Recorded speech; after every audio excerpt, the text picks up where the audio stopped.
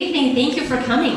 It's just occurring to me that for these first graders, this is their first chance to be on the stage at the Coralville Center for the Performing Arts as part of a Vermont performance. So last year we did a celebration of learning in the music room, and this year we're on stage. So everyone looks a little bit starstruck, or awestruck rather, which is kind of fun.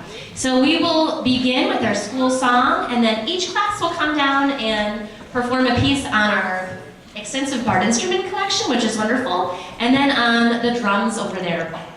And I just have to say, it's been pretty stressful with all these cancellations. I feel like if we had another week or two, we would be a little more refined, but we know you're supportive parents, and we'll just show you what we work on, and we'll do our best job. Right, first graders? Yeah. Okay, so here we go.